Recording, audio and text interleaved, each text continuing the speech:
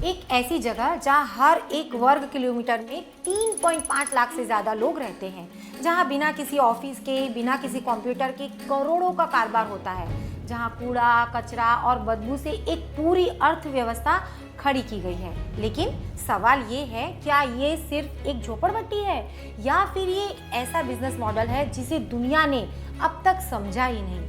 कैसे एक बस्ती जो कभी रहने लायक भी नहीं थी, आज मुंबई की नब्ज बन चुकी है। कैसे यहाँ के लोगों ने गरीबी को एक इनोवेशन में बदल दिया, और क्या वजह है कि दुनिया के सबसे अमीर शहर धारावी से आज कुछ सीखना चाहते हैं।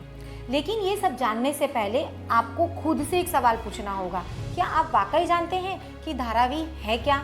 शायद नहीं, क्योंकि जो सच है वो आपको अब तक किसी ने बताया ही नहीं। आज की धारावी को देखकर ये अंदाजा लगाना ही मुश्किल है कि कभी यहाँ सिर्फ दलदल हुआ करता था। 1800 के दशक में जब अंग्रेजों ने बॉम्बे को एक बंदरगाह शहर के रूप में डेवलप करना शुरू किया, तब ये पूरा इलाका जहाँ आज धारावी बसी है ना, एक बेकार सी दिखने वाली दलदली जमीन थी। लेकिन शहर बढ़ रहा था और साथ ही साथ बढ़ रही थी आबादी। अंग्रेजों के बनाए गए टाउन प्लान में गरीबों के लिए कोई जगह नहीं थी। अमीर लोग साउथ बॉम्बे में आलीशान इमारतों में रहते थे और मजदूरों को ढकेल दिया गया उन जगहों पर जो ना रहने लायक थी ना जीने लायक। इन्हीं जगहों में से एक थी धारावी। शुरुआत मछुआरों से हुई, फिर 1880 के दशक में जब प्लेग और दूसरी बीमारियों के चलते बड़ी तादाद में लोगों को पुराने इलाकों से हटाया गया, तो हजारों लोग यहाँ आकर बस गए। तमिलनाडु से आए चमड़े का काम करने वाले लोग, गुजरात से आए कुम्हार और उत्तर प्रदेश और बिहार से आए दिहाड़ी मजदूर, सबका एक ही ठिकाना बना धारावी। यहाँ ना सड़कें थी, ना बिजली, ना साफ पानी, लेकिन एक चीज़ थी, ज़रूरत। और जहाँ ज़रूरत होती है ना, वहाँ जुगाड़ जन्म ले ही लेता है। लोगों ने झोपड़ियाँ बनाई, आपस में समुदाय बनाए, और फिर शुरू हुआ वो सफ़र जिसने इस जगह को महज एक झोपड़पट्टी नहीं बल्कि एक सिस्टम बना दिया। शुरुआती दौर में चमड़े की टैनिंग सबसे बड़ा काम बना। तमिल समुदाय ने इस गंदे लेकिन मुनाफेदार धंधे को धारावी में जड़ से खड़ा किया। एक कोने में चमड़ा सुखाया जाता तो दूसरे कोने में कपड़े सिलने का काम शुरू हो गया। कुम्हारों ने कुंभरवाड़ा बसाया, जहां आज भी मिट्टी के बर्तन उसी परंपरा से बनाए जाते हैं जैसे सदियों पहले बनाए जाते थे।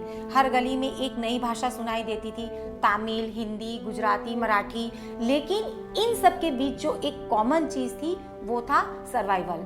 धारावी किसी गवर्नमेंट प्लान का हिस्सा नहीं था, ये खुद बना हर उस इंसान से जो उस शहर में अपने लिए एक कोना ढूंढ रहा था, और धीरे धीरे ये कोना एक साम्राज्य बन गया।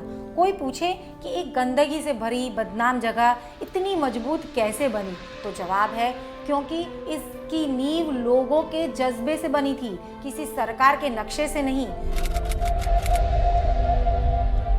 धारावी को अगर बाहर से देखा जाए तो लगेगा जैसे ये सिर्फ भीड़, बदबू और बदहाली की तस्वीर है, लेकिन जरा अंदर झांको तो नज़ारा बिल्कुल अलग मिलेगा। यहाँ एक पूरा इकोनॉमिक इकोसिस्टम बना हुआ है जो हर सुबह सूरज के साथ जागता है और हर रात मशीनों की आवाज़ में सो जाता है।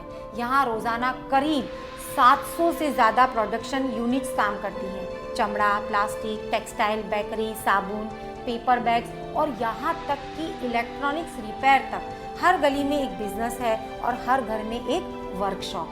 सबसे बड़ा नाम है चमड़ा उद्योग। धारावी का बना लेदर विदेशों तक जाता है, इटली, अमेरिका, यूके।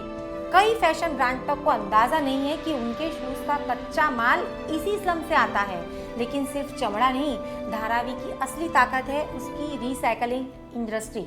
हर दिन हजारों टन प्लास्टिक, धातु और इलेक्ट्रॉनिक्स कचरा यहाँ लाया जाता है, छांटा जाता है, पिघलाया जाता है और फिर दोबारा प्रोडक्ट्स में बदला जाता है। भारत के कुल रिसाइकलिंग आउटपुट का 80% हिस्सा ऐसे ही इनफॉर्मल स्लम नेटवर्क से आता है, जिनमें धारावी सबसे बड़ा है। यहाँ के लोग वो कचरा उठाते हैं जिसे शहर नज़रअंदाज करता है, लेकिन वो उसे वैल्यू में बदल देते हैं। और सिर्फ मर्द नहीं, यहाँ की महिलाएं भी उद्यमी हैं। घर के अंदर से बिजनेस चला रही हैं, अगरबत्ती से लेकर पापड़ तक, सिलाई, कढ़ाई, पैकिंग। जो काम बड़े बड़े मॉल में मशीन से होता है ना, वो यहाँ हाथों से होता है। लेकिन सवाल उठता है, बिना बैंक, बिना इनवॉइस, बिना कोई रजिस्टर कंपनी के ये सब चलता कैसे है? जवाब है कम्युनिटी नेटवर्क। यहाँ हर एक दुकान दूसरे से जुड़ी है। एक ही गलियों में रॉ मटेरियल आता है, वहीं प्रोडक्शन होता है, वहीं सेल और डिस्ट्रीब्यूशन, सब कुछ लोकल पर स्केल इंटरनेशनल। कई बिजनेसमैन यहाँ ऐसे हैं जिनके पास ना डिग्री है ना ब्रांडिंग, लेकिन मंथली टर्नओवर लाखों में है। यहाँ इनोवेशन का मतलब आईआईटी से नहीं बल्कि जुगाड़ से है, जैसे टूटी मशीन के पार्ट्स को जोड़कर नई मशीन बना देना, या एक ही घर को फैक्ट्री प्लस गोदाम प्लस दुकान बना देना। धारावी में लोग सिर्फ काम नहीं करते, वो एक अदृश्य इकोनॉमी को जिंदा रखते हैं, जिसे सरकारें आंकड़ों में देख ही नहीं पाती। यहाँ कोई ब्रांड बोर्ड नहीं चमकता, ना किसी ऑफिस में शीशे के दरवाजे होते हैं, लेकिन फिर भी ये जगह खुद में एक बिजनेस यूनिवर्स है। एक ऐसा यूनिवर्स जो दिखता नहीं लेकिन चलता बहुत है। कहानी जितनी मजबूत है, संघर्ष उतना ही बड़ा है।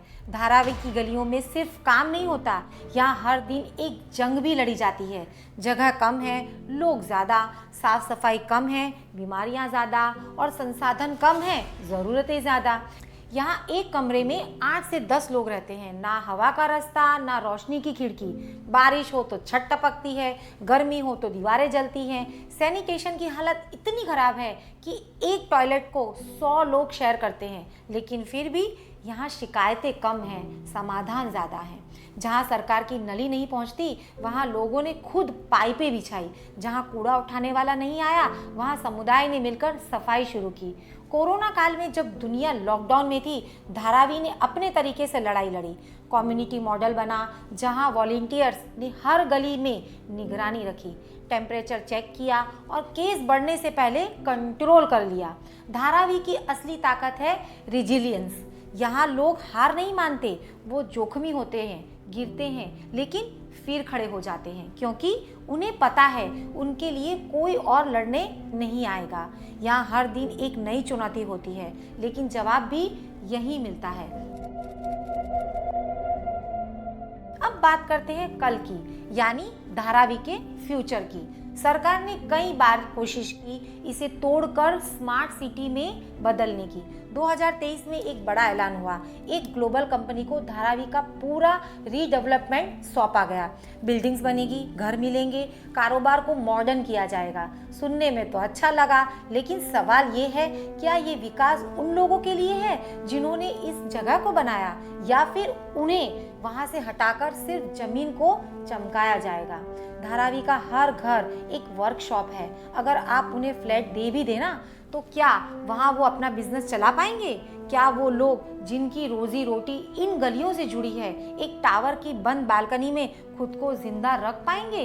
विकास जरूरी है, लेकिन संवेदना के बिना किया गया विकास विनाश बन जाता है। फिर भी एक उम्मीद है कि जो मॉडल धारावी ने दुनिया को दिखाया है, सस्टेनेबिलिटी विथ कम्युनिटी, उसे बचाया जाए। यह सिर्फ एक स्लम नहीं है, ये एक स्कूल है जहां दुनिया सीख सकती है कि कम से कम ज़्यादा से ज़्यादा कैसे किया जाता है। जहां मेहनत का मतलब सिर्फ पैसा कमाना नहीं, बल्कि एक सिस्टम चलाना है।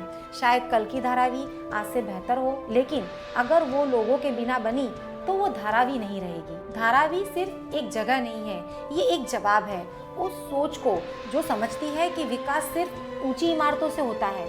यहाँ लोग अपनी कहानी खुद लिखते हैं, बिना किसी सिस्टम की मदद के, बिना किसी गारंटी के, लेकिन पूरे यकीन के साथ। धारावी ने दुनिया को दिखाया है कि अगर रिसोर्सेज कम हो तो हुनर, एकता और जुगाड़ मिलकर एक पूरी इकोनॉमी चला सकते हैं। लेकिन अब क्रॉस रोड्स पर खड़ी है ये जगह। आने वाले साल तय करेंगे कि ये मॉडल बचेगा या बस एक मेमोरी बन जाएगा। आपके लिए ये एक स्लम हो सकता है, यहाँ रहने वालों के लिए ये उनकी पूरी दुनिया है। तो अगली बार जब आप किसी स्लम के पास से गुजरे ना, तो सिर्फ बदबू या भीड़ मत देखिए, शायद वहाँ एक और धारावी पल रही हो, एक और अनदेखा सपना जो बस एक नज़र समझ की तलाश में है। आशा है आपको ये वीडियो अच्छा लगा होगा। ऐसे ही वीडियोस के लिए हमें लाइक करें, शेयर करें और सब्सक्राइब करना ना भूलें।